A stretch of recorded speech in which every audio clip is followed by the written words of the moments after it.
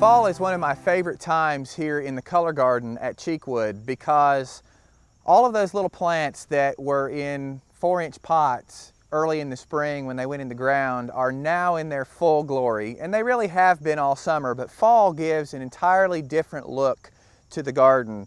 The cooler temperatures make the colors in the coleus really come to life. There are great seed pods and different things happening.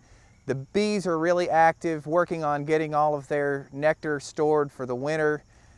Things like the chenille plant that were so tiny when they went in the ground early in the spring are now 4 or 5 feet tall with beautiful flowers dripping off of them.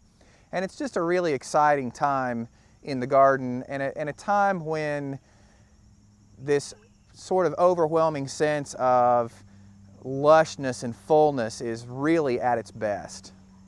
For really spectacular color late in the season, you have to remember to plan early in the year. All of these beautiful plants that you see here, like this beautiful beefsteak plant or iracini, all have to be bought and planted in April and May. Same goes for the Perilla magilla, the big red-leafed hibiscus.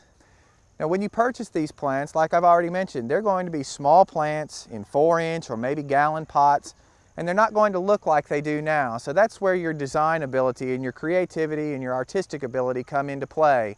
And you really have to have a vision of what these plants are going to look like late in the season to get this beautiful effect.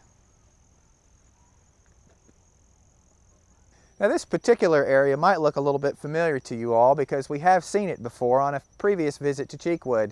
But I wanted to show you again the beautiful quality that this area takes on during the fall season, because the plants really have come into their own. They've had all of this beautiful warm summer weather and plenty of rain to grow, and actually if you look closely at some of these things, they've actually had to cut some of them back because they grew so well. But it's just a great time to look at how well the season has progressed. Plants, it's a perfect time to visit the botanical garden because it's a good time to see what plants look like in their maturity with their blooms on them, their colorful foliage on them, and it's a great time to take notes and decide what you might want to add to your own gardens in the future. We've got lantanas, we've got coleus, we've got these fantastic big black elephant ears. And again, all of these things, when they were planted in the spring, were very small and for the most part very inexpensive. So you can really get a lot of bang for your buck out of a lot of these great annuals. And by the time the perennials have kind of faded and gone for the summer, these great things are kicking in and really coming into their own, and they'll stay this way all the way through a hard freeze. So it's a great way to add color, form, and texture and some great architectural quality to your garden that will last from the time you plant it in April or May all the way through a hard freeze in October or November.